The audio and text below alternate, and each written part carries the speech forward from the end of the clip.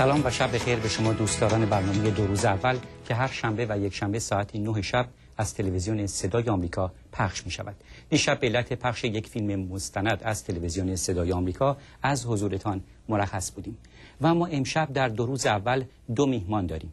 در واشنگتن آقای دکتر منصور کشفی، متخصص زمینشناسی و اکتشاف نفت با سالها سابقه کار در شرکت ملی نفت ایران و مؤلف کتاب سیر تحول صنعت نفت در ایران و خاورمیانه، و در ایرواین کالیفرنیا آقای مهندس قباد فخیمی، سرپرست سابق امور پخش و فروش داخلی شرکت نفت، از اعضای پیشین هیئت مدیره شرکت نفت و مؤلف کتاب 30 سال نفت ایران از ملی شدن نفت تا انقلاب اسلامی هستند و تا دقایق دیگر گفتگو با آنها را در مورد صنعت نفت ایران در آستانه 58مین سالگرد ملی شدن آن آغاز می‌کنیم.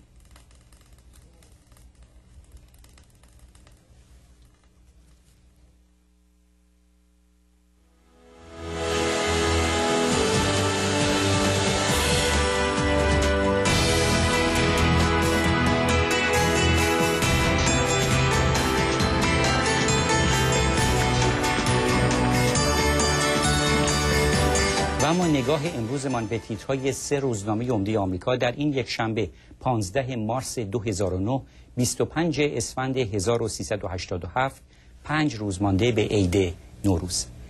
واشنگتن پست در صفحه نخست خود در شرح حالی از مشاور متنفذ پرزیدنت اوباما خانم والری جارت می نویسد که رابطه تنگاتنگ و نزدیک او با رئیس جمهوری آمریکا بر پایه دوستی دیرینه است که بر اساس اعتماد متقابل بین این دو بنا شده است.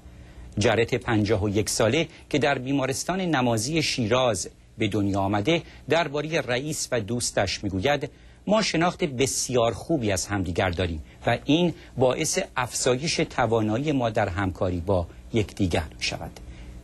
نیویورک تایمز از اختلاف نظر بین تل‌آویو و واشنگتن در برداشت از توانایی‌های اتمی جمهوری اسلامی خبر می‌دهد.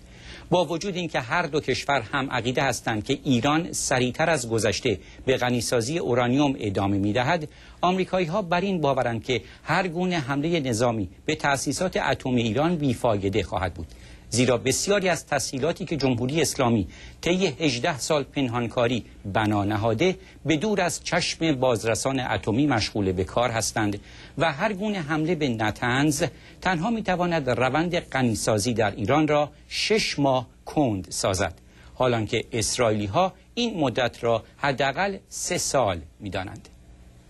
و سرانجام روزنامه لس آنجلس تایمز در تحلیلی از قرارداد 3.2 میلیارد دلاری گاز طبیعی بین ایران و چین برای بهره برداری از میدان پارس جنوبی که بزرگترین میدان گازی جهان است می‌نویسد که مقام‌های اروپایی پس از سالها ناکامی در تلاش‌های دیپلماتیک خود با ایران اکنون به دولت اوباما فشار می‌آورند تا سیاست‌های خود را با پکن و مسکو هماهنگ کند تا در صورت شکست در گشودن باب گفتگو با ایران جامعه بین‌المللی بتواند تحریم‌های سخت‌تری را علیه جمهوری اسلامی اعمال کند.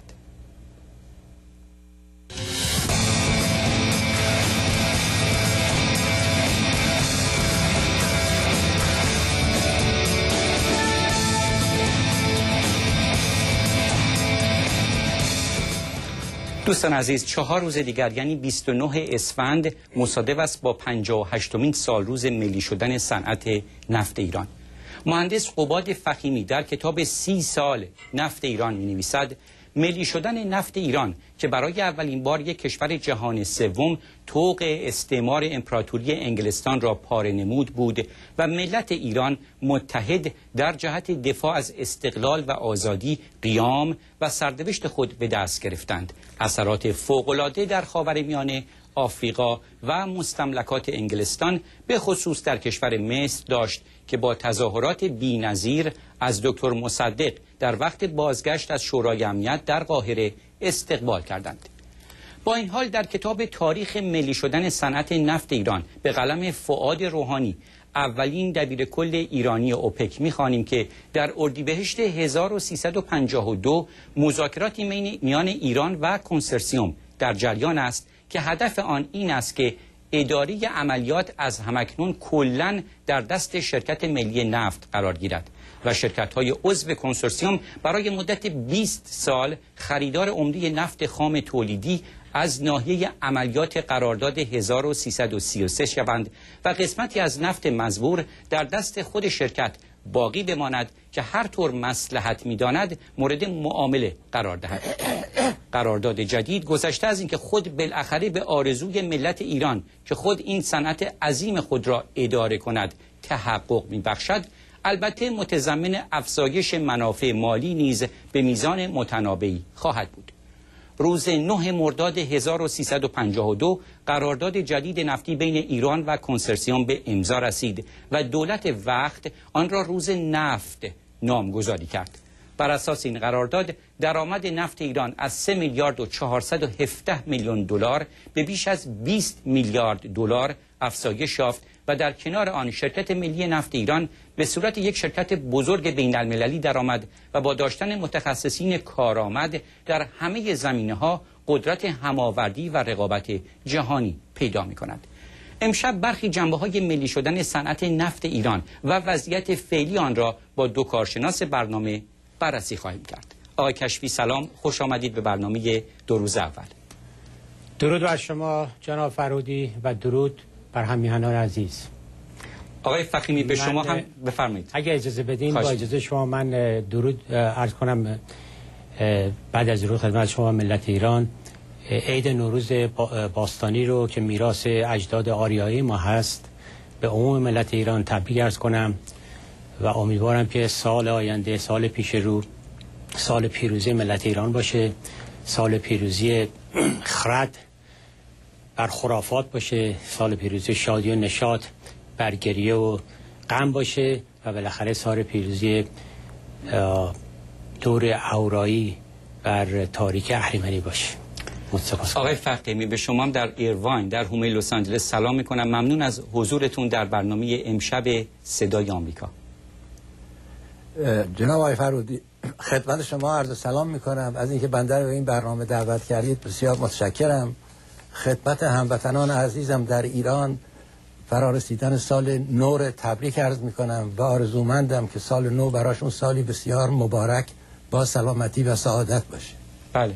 خب آقای فخیمی، در کتاب خودتون که تاریخ 30 سال نفت ایران از ملی شدن تا انقلاب اسلامیه، این کتاب رو به نسل جوان ایران تقدیم کردید. نسل جوان ایران با خواندن کتاب‌های درسی تاریخ مثل کتاب تاریخ ایران از صفویه تا دوران معاصر ممکنه چنین استنباط بکنه که نهضت ملی شدن نفت صرفاً به خاطر حضور آیت الله کاشانی در صف رهبری بوده و به این خاطر بوده که این نهضت موفق به پیروزی میشه. در واقع به نظر میرسه آقای فخیمی که هدف حکومت کم رنگ کردن نقش میلیون در ملی شدن صنعت نفت به رهبری دکتر مصدق باشه. حالا شما به اختصار بفرمایید کتاب شما این واقعه رو چگونه برای نسل جوان ایران بازگو میکنه مهندس فخیمی؟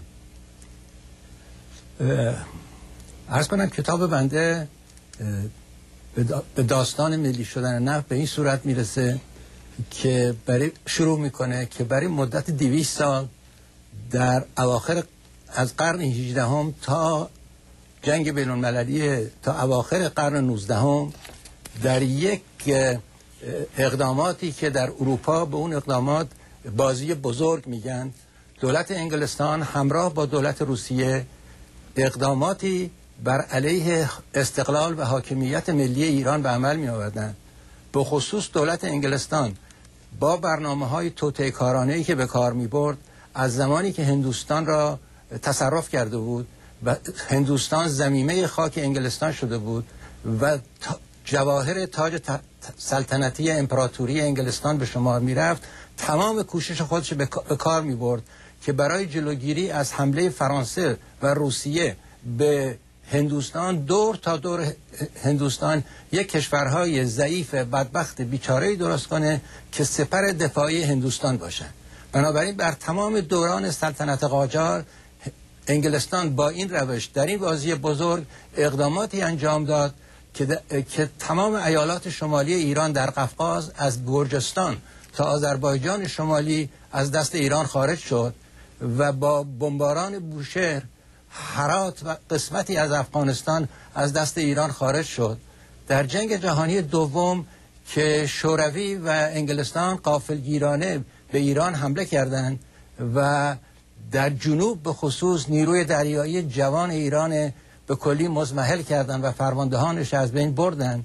این جنگ جهانی دوم در ایران یک خاصیتی داشت که با برکنار رفتن حکومت دیکتاتوری رضاشاه این اطلاعات مربوط به بازی بزرگ و اقداماتی که انگلستان در باره از دست دادن مناطق شمالی ایران و هرات و غیره انجام داده بود به تدریج جزو درس‌های تاریخ جوانان ایران منعکس گردید و جوانان ایران با خواندن اون داستان اتفاقی که افتاده که اقتدار ایران به عنوان یک کشور مقتدر منطقه در زمان قاجاریه تبدیل به یک کشور مفلوکی شده که پادشاهان اون مملکت حقوق بگیر انگلستان هستند، به شدت از حکومت انگلستان متنفر شدند و انگلستان دشمن شماره یک ایران تلقی می‌کردند.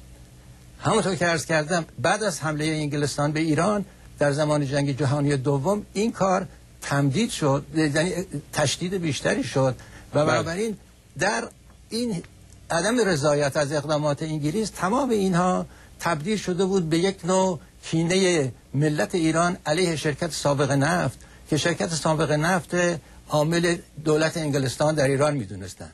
بنابراین وقتی ملی شدن نفت در ایران انجام شد، این ملی شدن نفت در حقیقت یک حرکت سیاسی بود، یک قیام سیاسی بود و مسئله منافع اقتصادی این ملی شدن نفت در درجه دوم اهمیت از نظر ملت ایران قرار داشت.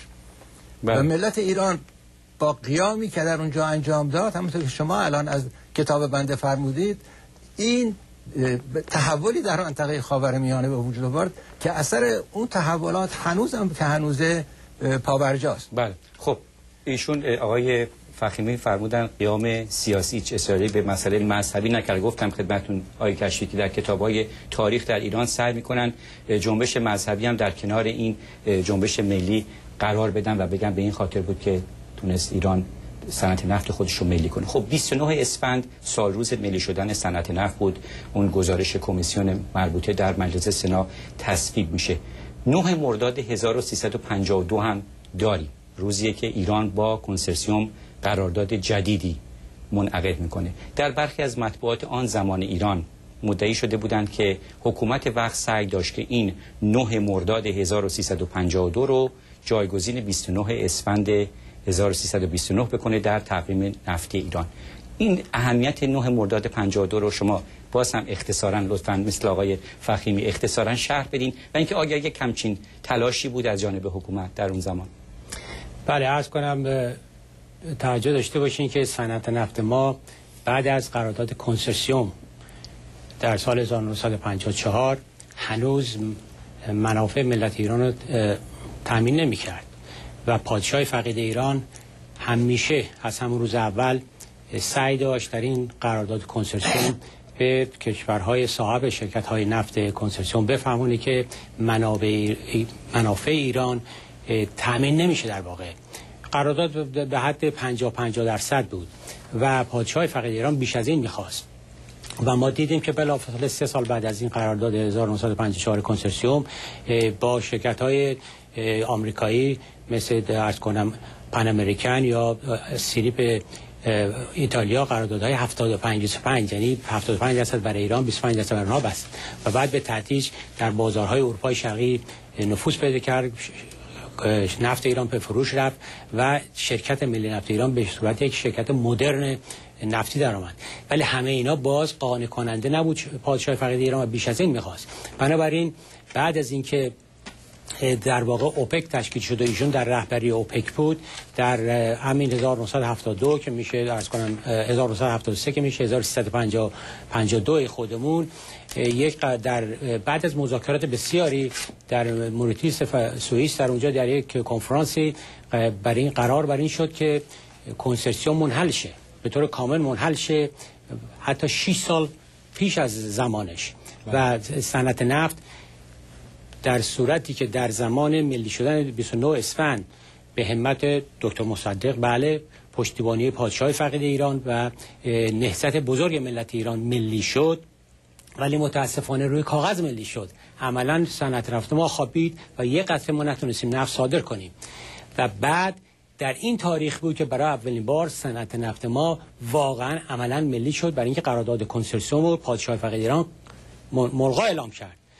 و قرار شد که از این من بعد صنعت نفت ایران با دست ایرانی اداره بشه و شرکت خاص خدمات تشکیل شد که این نفت ایران رو البته به اعضای کنسرسیوم میفروختند، ولی باز به مدت 20 سال از روزی که این قرارداد امضا شد، قرارداد 1973 که شرکت خاص خدمات تشکیل شد و عرض کنم شرکت کنسرسیوم منحل شد، برای 20 سال به تدریج فروش نفت به این شرکت ها به صفر برسه تا سال 1973. بنابراین من بعد باتوم لاین یعنی نتیجه کلی اینه که نفت ما در 29 اسفند عرض کنم 58 سال پیش که بله 1129 بله 58 سال پیش که شما فرمودین ملی شد، خیلی هم خوب بود، خیلی هم شورانگیز بود.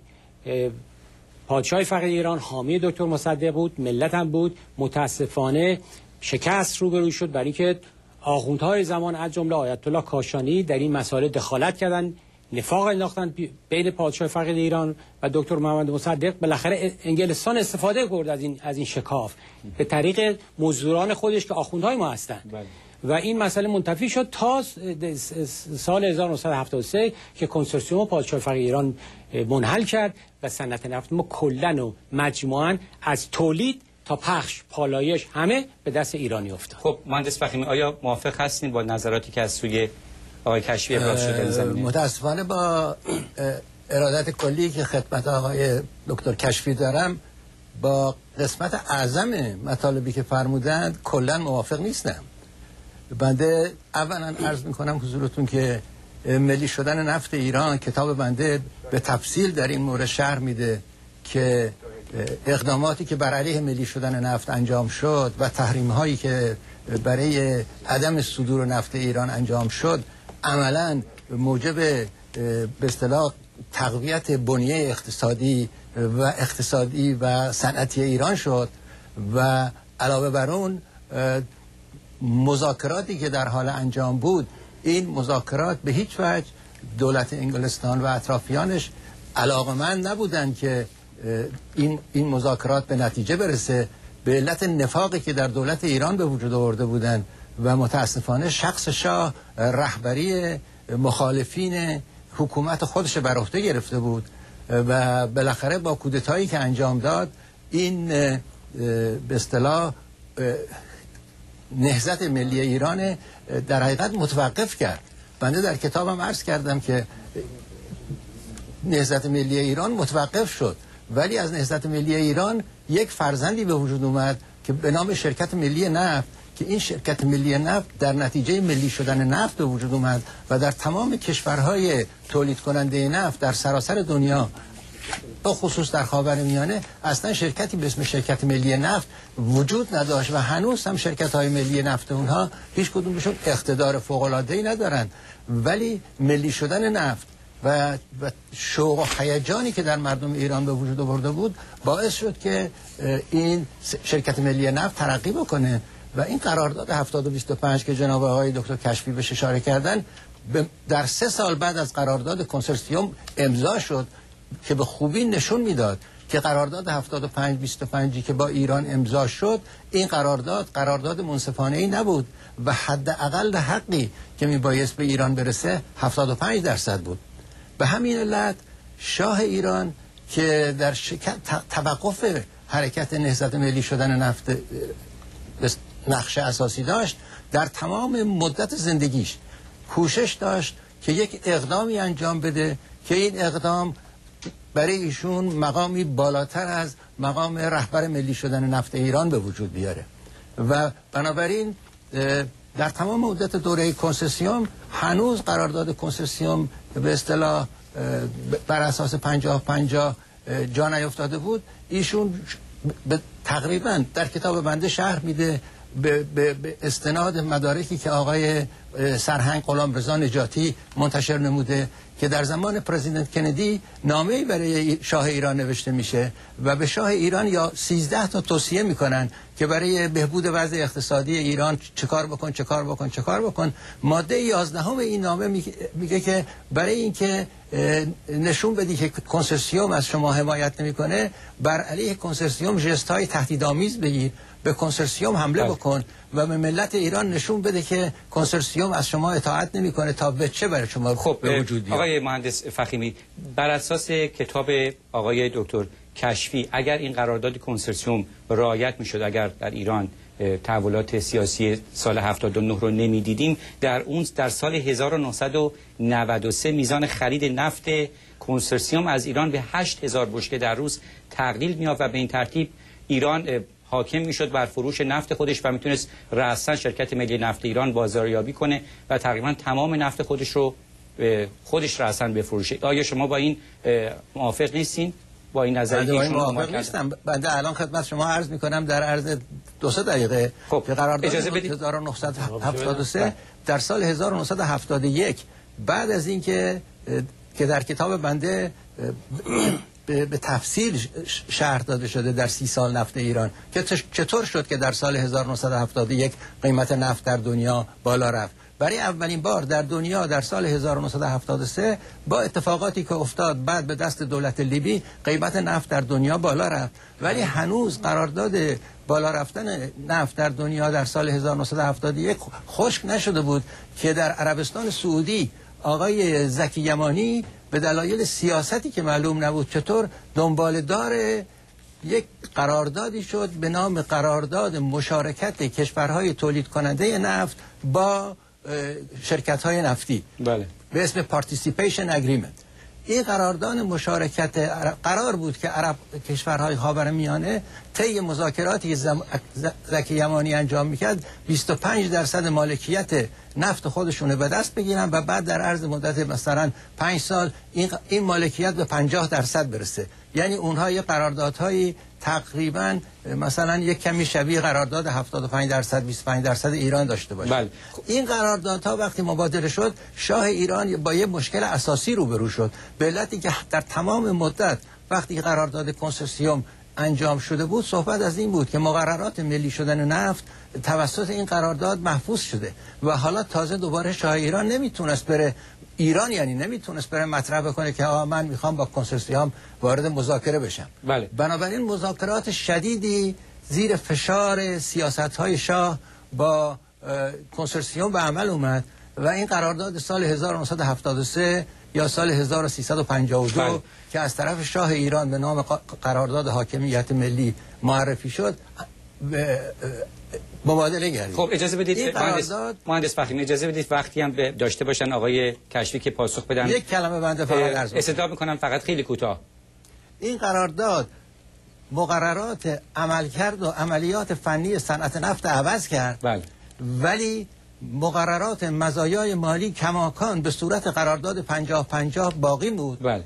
و منتظر بود که مذاکرات نفت اعراب زکی یمانی در مورد قرارداد مشارکت به نتیجه برسه و وقتی که اون قرارداد به نتیجه رسید هر چی که مزایای اون قرارداد مشارکت بود به ایران هم داده بشه. خب اجازه بدید بنابراین قرارداد 1973 از نظر درآمد هیچ تأثیری نداشت. اجازه بدید آقای کشفی نظر شما رو هم بشنوید. عرض کنم من خواهش میکنم ولی دوست عزیزم جناب فخیمی از مرحله شعار دادن و عرض کنم منظور داشتن یه جهتی بیان بیرون. مسئله مدارک و اسناد پادشاه فقید ایران در سال 1973 در نشست اوپک در تهران این مدارکش هست. ناگهانی با مذاکره با سایر اعضای اوپک قیمت نفت ایران و اعضای اوپک $2.59 بود. ناگهانی اضافه کرد به 11 در 4 برابر. این 4 برابر شد. این مدارک هست یعنی ایشون نمیتونه کتمان بکنه. به $11.25. یعنی بنیه مالی کشورهای تمام اعضای اوپک ترقی کرد، 4 برابر ناگهانی شد و ریشه دشمنی غرب و شرکت‌های نفتی آمریکایی و اروپایی از همینجا شروع شد با پادشاه فقید ایران. منتها مسئله‌ای که حالا ایشون من شمردم 9 بار به کتابشون در همین 5 دقیقه که صحبت کردن گفتم من از کتابم اینو گفتم، از کتابم اینو نوشتم. من سوال دارم از ایشون، این کتاب در جمهوری اسلامی که کشور ما رو اشغال کرده چاپ شده، شما بیاین اینجا مدارکتون رو مطرح کنید. کتاب شما رو اونا برای شما چاپ کردن. شما در این کتابتون در شروعش نوشتین که شما عضو هیئت مدیره بودین، عضو هیئت مدیره شرکت ملی نفت ایران در زمان رژیم پادشاهی. در اون زمان وقتی انقلاب شد به قول شما یه پاسبان رو تو خیابون تیکه پاره کردن. شما چگونه زنده موندی وقتی عضو هیئت مدیره شرکت ملی نفت ایران بودین که حالا بیان یه همچین کتابی رو اونا براتون چاپ کنن در ایران و بفرستن اینجا؟ بنابراین صحبتی که شما میکنین از نظر من هیچ صلاحیت و مدرک و اصلا اهمیتی نداره. من عذر میخوام دوست عزیز من، شما شعار دادین تا حالا مدرک نگفتین. نفت ما بنیاد اصلا شروعش در سال 1933 به دست رضاشاه بزرگ وقتی امتیازنامه دارسی رو با اون قدرت اقتدار تو بخاره انداخت سوزوند، وقتی تمام دنیا بود فقط امپراتوری انگلیس اون شامت داشت، ملی شدن نفت ما از اونجا شروع شد. فقط جنگ دوم بین‌المللی اون عقب انداخت و وقتی نفت ملی شد دکتر محمد مصدق نماینده مجلس بود. نفت در زمان رزمارا، علی رزمارا نخست وزیر ملی شد، هیچ به مصدق کاری نداشت. و بعداً حسین اعلی شد که شروع کرد مبارزه با امپراتوری انگلیس. بنابراین شما وقتی میگین نخست وزیر نمیدونم شاه دیکتاتور اینا، نه همچین چیزی نیست. شما فرمودین کودتای 28 مرداد، نه خیر. نخست وزیر دکتر مصدق که بنده ارادت دارم، بسیار ایشونو دوست دارم و فکر می‌کنم بسیار مرد ایرانی وطن پرست و ملی بود، ایشون مطابق قانون مشروطه پادشاه انتخابش کرده بود و پادشاه میتونه برش داره. انتخابات آزاد همین که در غرب هم میگن دموکراتیک انتخاب شده هم چیزی نبود، کودتایی نبود. پادشاه ایران تصمیم گرفت مطابق قانون مشروطه نخست وزیرش عوض کنه، کرد. این کجا کودتا بود؟ خب آقای کش اجازه فقط در مورد نفت داریم صحبت می‌کنیم، منحرف نشیم به مسائل دیگر تاریخی. خب ایشون در این آقای مهندس فخیمی فرصت اندکی داریم تا پخش خلاصه اخبار. در میان ضمائم کتاب شما عکسی است از روزنامه کیهان مورخ 10 مرداد 52 با این تیتر که دکتر رضا فلاح درباره مذاکرات سن موریتس سخن میگوید. یکی از سوء تیترهای همین مقاله هستش که کارشناس برجسته نفتی از یک راز 20 ساله پرده برمی‌دارد. فرصت اندکی داریم، میتونیم به طور کوتاه بفرمایید که این راز 20 ساله چه بود که دکتر فلاح از اون پرده برداشت؟ مهندس فخیمی. جناب آقای فرهودی، در این برنامه شما که بنده به علت اینجا اومدم که برای ملت ایران توضیح بدم که وضعیت صنعت نفت ایران کلاً به چه صورتی بوده و افتخار میکنم یک کتابی چاپ کردم که این کتاب جناب آقای دکتر کشفی فرمودن که کتاب جمهوری اسلامیه، ولی توجه ندارن که این کتاب اولین بار در امریکا در سال 1973 چاپ شده و 4 سال تمام این کتاب در جمهوری اسلامی در وزارت ارشاد طول کشیده تا به این کتاب اجازه چاپ داده شده. بنابراین کتابی هست که در امریکا تمام مقامات مراکزی که میبایست از اون مطلع باشن مطلع بودن، تمامش بر اساس اسناد و مدارک موجوده. اصلا مسائلی که جناب آقای دکتر کشفی میفرمایند برای من همشون تازگی داره، اصلا غیر عادیه. آقای دکتر کشفی حتی راجع به ملی شدن نفت میگن ملی شدن نفت در زمان مرحوم تیمسار رزمارا اتفاق افتاد. کشته شدن ترور ارتش بود رزمارا عاملی بود که چرخ ملی شدن نفت به حرکت در آورد. چطور ملی شدن نفت در زمان آقای رزمارا انجام شد؟ خب بقیه داستان بقیه تمام گفته‌هایی با کمال احترام خدمت آقای دکتر کشفی، به نظرم اطلاعات ایشون مهندس فخیمی باید متاسفانه باید به من فرصت بدید برای اینکه باید به استودیوی دیگر صدای آمریکا بریم، استودیو 55 برای پخش گزیده خبرها. برمیگردیم به گفتگو با مهندس فخیمی و دکتر کشفی در واشنگتن ادامه میدیم. با ما باشید دوستان عزیز.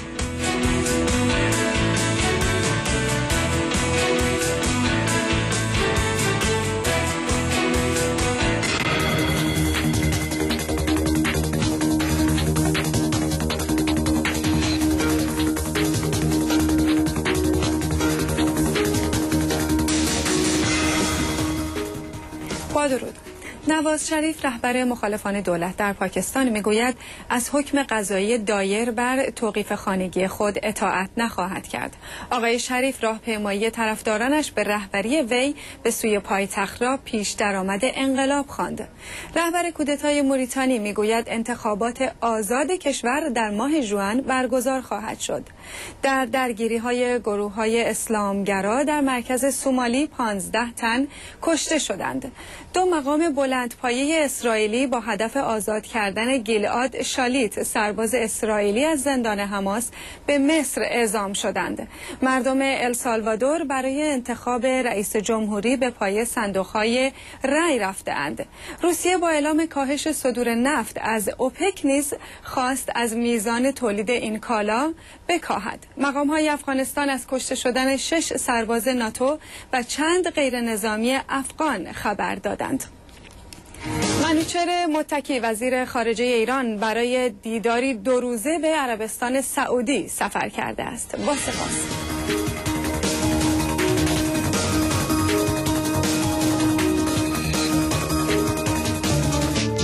دوستان عزیز، برای تماس با برنامه 2 روز اول می توانید از تلفن 222 548 6639 فکس 222 382 7549 و یا نشانی الکترونیکی 2rouz@voanews.com استفاده فرمایید.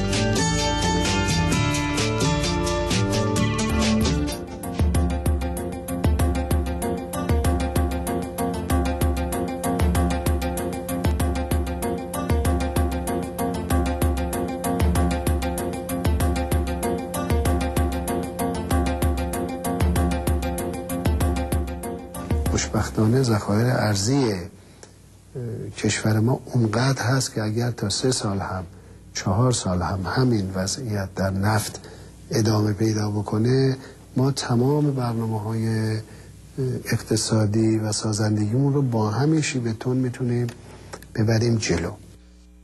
خب دوستان عزیز، لابد به یاد دارید که محمود احمدی نژاد روز 3 آذر در بازدید از نمایشگاه مطبوعات و خبرگزاری ها در تهران گفته بود که قادریم کشورمان را با قیمت نفت $8 و $5 نیز اداره کنیم و بعد هم اضافه کرده بود که برخلاف اظهار نظر برخی از افراد که میگویند اگر در دنیای غرب کسی سرما میخورد ملت ما باید به خاطر آن تب کند، من عرض میکنم با طرح‌ها و برنامه‌ریزی های صورت گرفته این موضوع تقریبا تأثیری بر اقتصاد ما نخواهد داشت. پیش از آن که در مورد صحبت‌های احمدی نژاد با کارشناسان برنامه صحبت کنیم، اجازه بدید تریبون رو بدیم به دست آقای کشفی که پاسخ مهندس فخیمی رو بدن در قسمتی که به تیمسار رزمارا اشاره کردن و صحبت‌های شما. بفرمایید. عرض کنم بله، من متاسفم که از صحبتی که من میکنم ایشون میس اینترپرت بکنه، یه جور دیگه تفسیر بکنه. به قربونت برم، وقتی جنگ جهانی دوم تموم شد، قوای خارجی ایران ترک کردن. ایران کشوری بود ورشکسته. برنامه 7 ساله عمرانه برای اول تأسیس شد، سازمان برنامه تأسیس شد و برنامه عمرانه 7 ساله، ولی پولی در بساط نبود. پادشاه فقید ایران در جوانی 26 ساله 27 ساله 2 بار رفت آمریکا تقاضای وام کرد، داده نشد. برگشتن به ایران و به نفت فکر کردن، نفت، درآمد نفت. در این موقع یک قراردادی با شرکت نفت انگلیس، ایران و انگلیس بسته شد که درآمد نفت ایران بهتر بشه، که معروف شد به گس گلشاییان. گلشاییان وزیر دارایی بود، گس رئیس شرکت نفت انگلیس بود.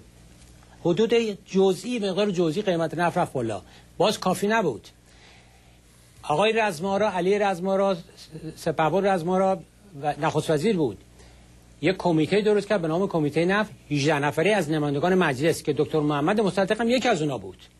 به اینا گفت شما 6 ماه وقت دارین بررسی کنید ببین این گلشاییان گس، این قرارداد جدید ارزش داره یا نه.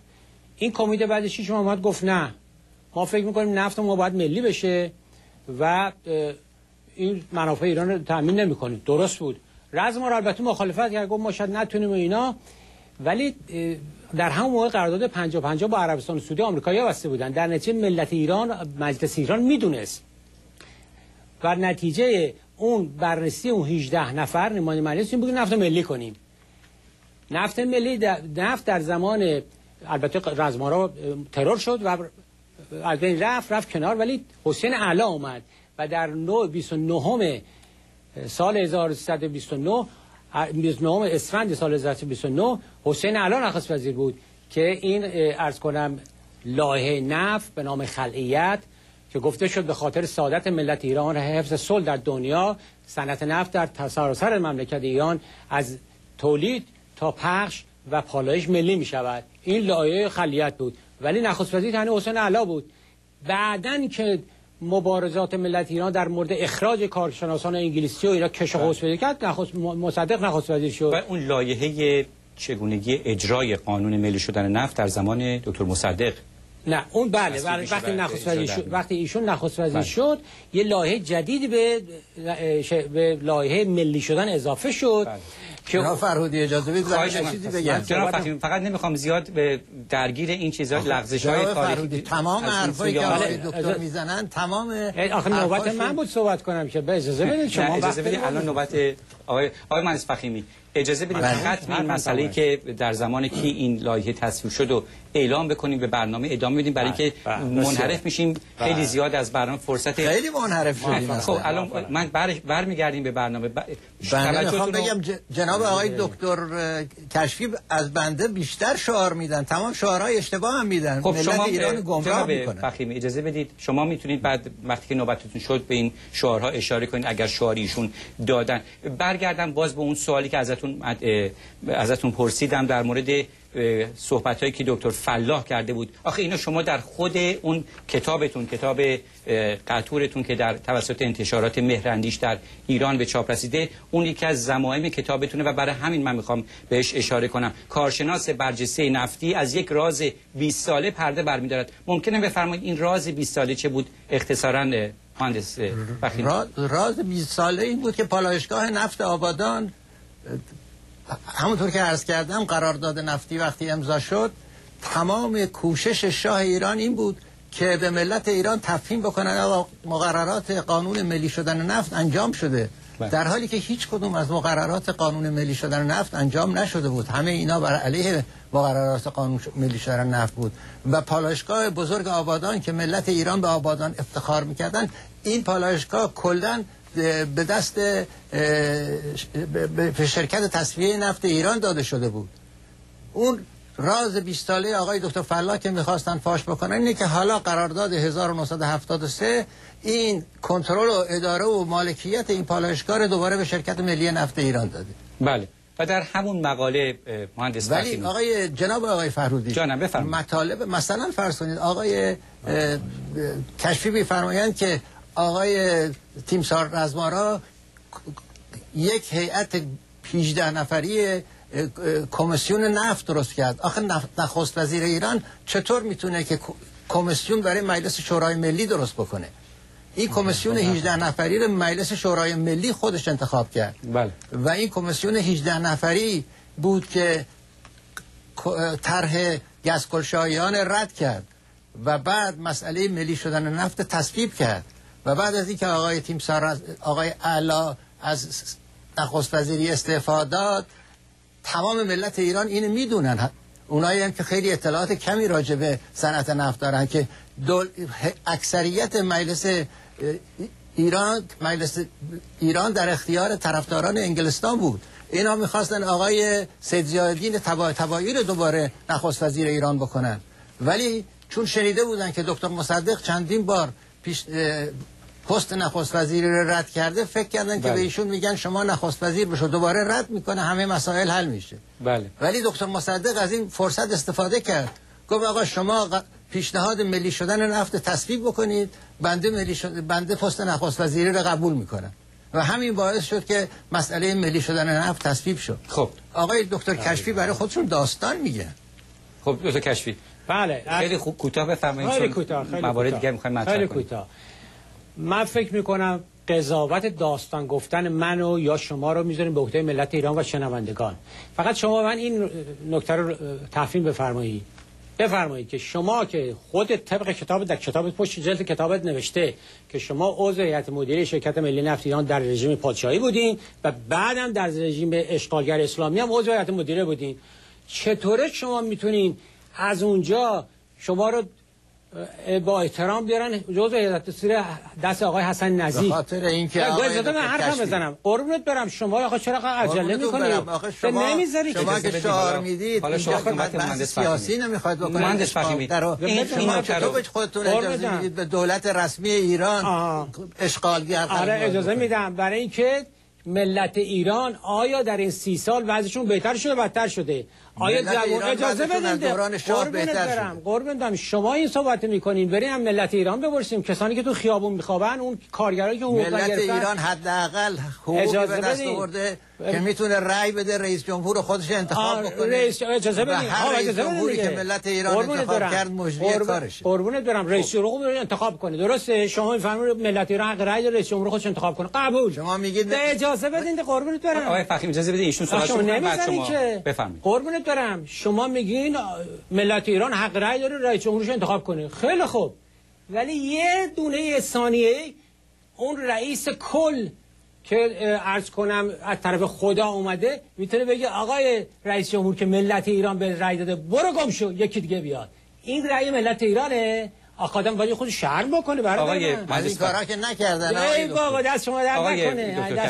ولی اجازه بدید آقای فرودی اجازه بدید من بگم خدمت ایشون که بنده چطور شد. بنده ای که مدیر صنعت نفت ایران بودم بفرمایید. بعداً مدیر صنعت نفت اجازه بدید تونستم اونجا انجام وظیفه بکنم و خدمت بکنم. بله. تمام خاصیتش به خاطر اون بود که بنده یک فردی بودم که با نهایت صداقت، با درستی، با حفظ منافع ایران در بزرگترین پروژه های بین المللی شرکت کرده بودم و در تمام این پروژه های بین المللی 1 دینار از درآمد ملت ایران تلف نشده بود. بله. و این کتابی که آقای دکتر میفرمایند که بنده 10 دفعه برایش گفتم تمام جزئیات اینا رو فاش میکنه. کتاب آقای علم که دیگه کتاب بنده نیست. کتاب آقای علم تمام جزئیات اون پروژه هایی که در اونجا بود و تصویب نشده بود همه رو منعکس میکنه. فقط با یه فرق میگه که این پروژه ها به خاطر اختلاف دکتر فلاح و دکتر اقبال تصویب نشدن و اجرا نشدن. بسیار. اون کارشناسانی که روی این پروژه ها کار میکردن هنوز دارن در ایران و ایران خدمت میکنن. مهندس فخیمی قسمتی از کتابتون به دخالت های بی‌رویه و غیرقانونی کمیته های اسلامی متشکل از افراد بی اطلاع منفعت طلب در بخش‌های مختلف شرکت ملی نفت اشاره کردید. ممکنه بفرمایید دقیقاً این افراد چه کار می‌کردن که به اعتبار مملکت به غنایم به ذخایر مملکت لطمه می‌خورد؟ عرض کنم حضورتون که این که مطلبی که شما می‌فرمایید این مطالب مربوط بعد از انقلابه. بله بعد از انقلاب. بله بعد از انقلاب البته مملکت در شرایط انقلابی بود و یک آقای کشفی قبول ندارن ولی یک آزادی فوق‌العاده در ایران به وجود اومده بود. به نظر من بعد از زمان دکتر مصدق تنها دوره دیگری که در ایران یک آزادی بود که مردم میتونستن هر کاری دلشون میخواد هر حرفی دلشون میخواد بزنن در زمان مهندس بازرگان بود.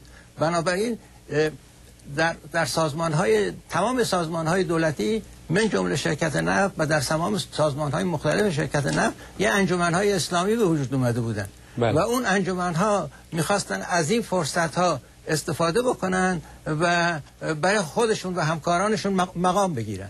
بنابراین هر آدمی که شما انتخاب می‌کردی که اینها آدمای صالح و درستکاری بودن، مثلا فرض کنید بنده بعد از انقلاب مسئولیت سرپرستی پخش و فروش داخلی رو بر عهده گرفتم.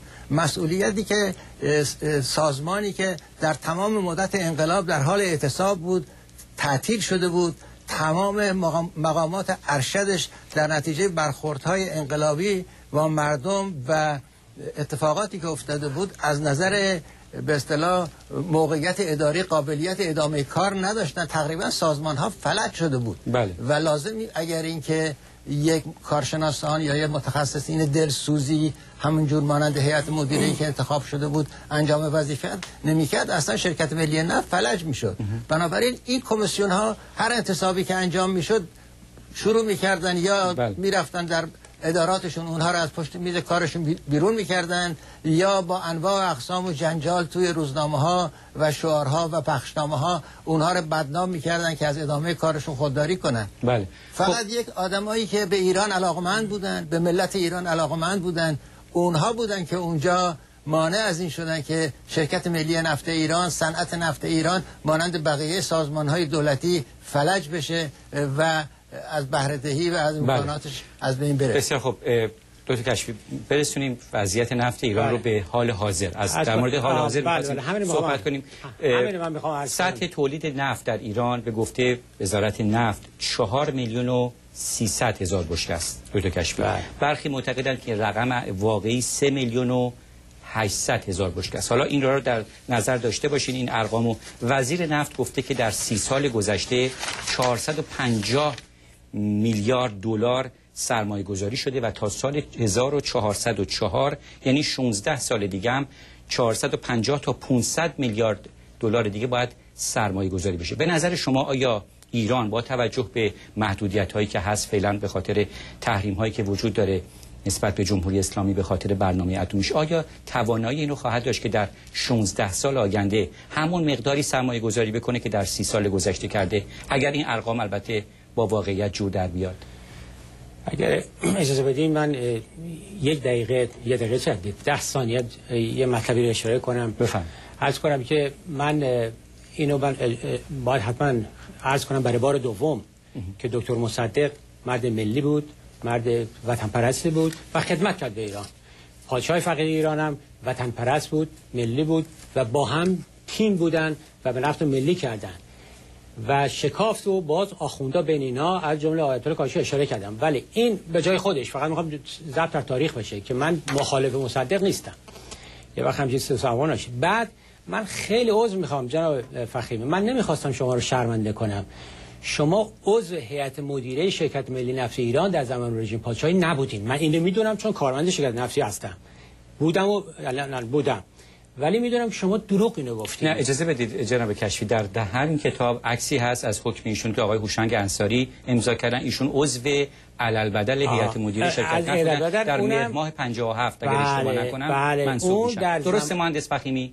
در اجازه بدید من آقای مهندس فخیمی، بله درست عرض کردم خدمتتون، شما در مهر ماه 57 توسط آقای هوشنگ انصاری منصوب میشین، عضو علالبدل. ایشون عضو در درست در اون شلوغیا، در اون شلوغیا که اون سود استفاده جویا، اون موقعیت طلبا اومدن. حالا من بحث میکنم، ولی دارم میگم که اینا رو بذاریم کنار. اینا شعار نیست. حقیقت قربون عرض کردم، بنده حقیقت شعار نیست. شما دروغ گفتی عرض کردم، نخواستم وزارت بدم. حالا نوبت منه یا شما دروغ میگید. اجازه بدید من صحبتم بکنم. اصلا اجازه بدید. حالا شایسته بنده نبود. آره جناب مهندس فخیمی، همون سوال اجازه بدید اول این سوالو آقای میخوایم برگردیم به شما این سوالو پاسخ بدید. شماست که مقدار صحبت کنید، فرصت اجازه بدید به مهندس فخیمی در مورد وضعیت کنونی صنعت نفت ایران. همون سوالی رو که با دکتر کشفی مطرح کردم از حضور شما میپرسم، آیا عملی هست برای جمهوری اسلامی که در 16 سال آینده حدود 500 میلیارد دلار سرمایه گذاری کنه در صنعت نفت کشور؟ میتونه آیا جمهوری اسلامی نظر شما؟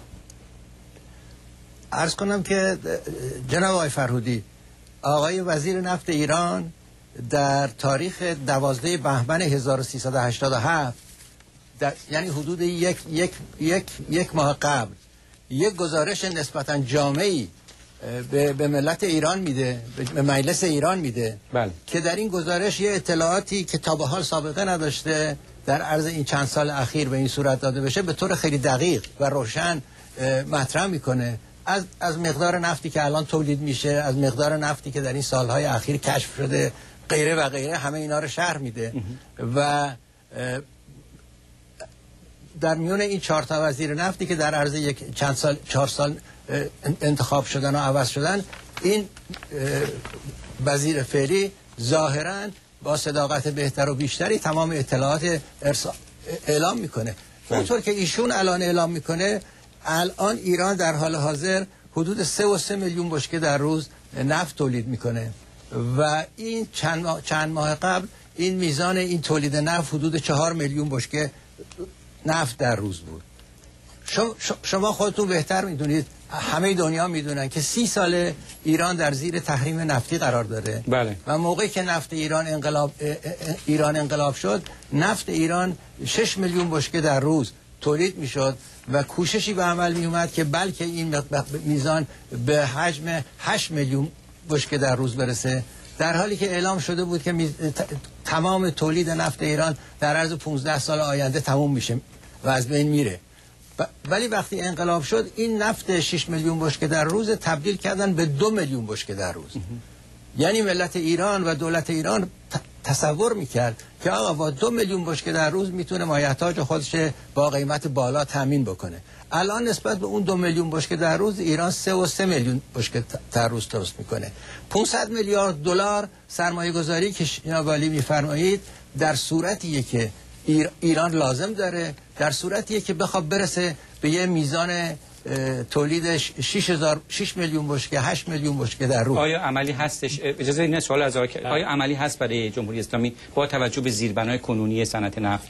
ببینید جناب فرودی، من فکر می‌کنم در تمام مدت 30 سال از زمان فاجعه تا امروز دولت رژیم اسلامی به گفته ایشون و تمام وزرای نفتش اومدن بسیار بسیار در مورد کشف منابع جدید و گاز، نفت، پالایشگاه، خط لوله، اینا بسیار بسیار قول دادن به ملت ایران. ولی ما قضاوت ما باید ملموس باشه. آیا در این 30 سال صنعت نفت ما ترقی، آیا وضع ملت ایران بهتر شده؟ آیا شکم ملت ایران سیر شده؟ آیا ملت ایران رفاهی که باید داشته باشه داره؟ آیا ملت ایران وضع عمرانی که در گذشته رژیم پادشاهی داشت داره؟ ما ببینیم نه. پول نفت اگرم چیزی به دست اومده توزیع شده بین از کنم تروریست های بین المللی که داستانش مفصل همه میدونن و مقدارش هم غارت شده. همین اخیراً 1 میلیارد دلار در همین هفته خود رژیم میگه گم شده. این یکی دوتا نیست. این ثروتی است که ملت ایران، ملت زجر کشیده ایران دارن غارت میکنن، چپاول میکنن و میدن به حماس، میدن حزب الله، میدن آقازاده ها میبرن. این ایمیل رو برای مهندس فخیمی میخونم. مهندس فخیمی کارشناس و مهندس پروژه های نفتی ایمیلی فرستاده برای ما. میگوید بعد از 100 سال از صنعت نفت ما هنوز به لوله و فلنج، حتی گسکت و واشر به غرب نیازمندیم تا چه رسد به تاور و توربین و غیره و از این امثال اینها. لطفاً از این دو شخص بزرگوار سوال شود آیا این نفت نیست که موجبات بدبختی و سیاه روزی ما شده است و اگر ما نفت نداشتیم واقعاً پیشرفته تر و آزادتر نبودیم؟ مهندس فخیمی. بنده در کتابم که آقای دکتر کشفی می‌فرمایند دارم شعار میدم، در کتاب نوشتم که نفت بلای جان ملت ایران شده. اگه نفت نبود ملت ایران الان شاید شرایط بسیار بسیار بهتری داشت. یکی از مشکلات بزرگی که ملت ایران باش گریبانگیره اینه که ملت ایران ملت لایقیه. جوانان ایران جوانان لایقی هستند. قابلیت صنعتی، قابلیت بازرگانی، قابلیت تجارتی دارن و در عرض همین چند سال اخیر با همه مشکلاتی که داشتن اینها رو نشون دادن. ولی متاسفانه استثمار جهانی، استعمار جهانی و مسائل مربوط به کنترل منابع نفتی به خصوص توسط دولت انگلستان بلایی به روزگار صنعت ملت ایران و درآمد نفت ایران در آورد که نتیجهش بعد از اینکه یک کشور تراز اول پیشرفته باشه تبدیل شده به یک کشوری که گرفتار انواع اقسام مشکلات مختلفه.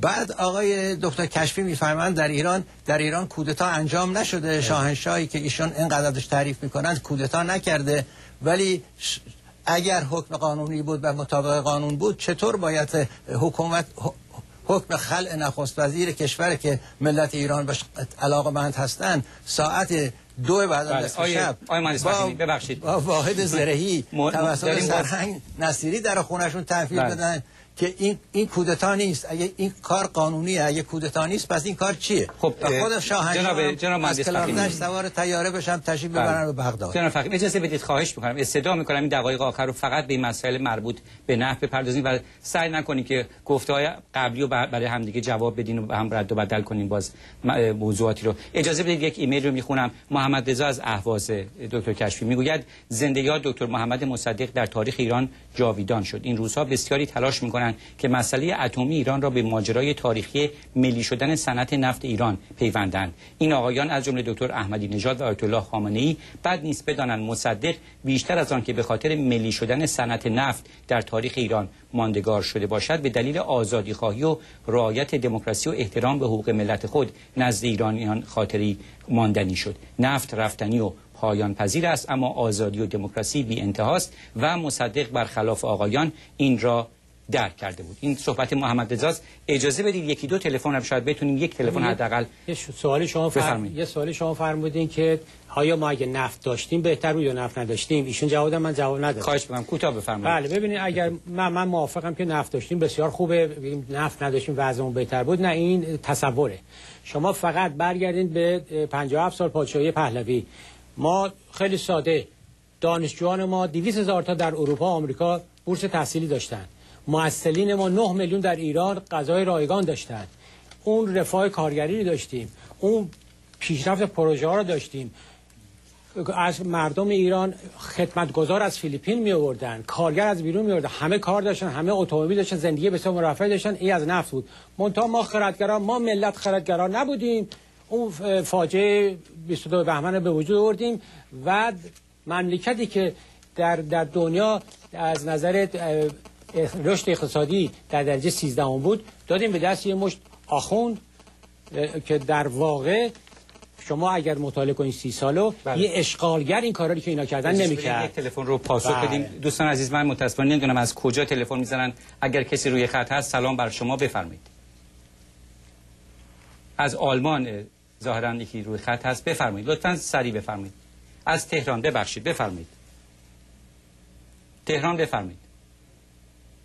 من جانم بفرمایید. من بله بفرمایید. بله شما بفرمایید. سلام بر همگی شما. من قصدم دفاع از مصدق نیست، چون مصدق و تمام ملت ایران میشناسن.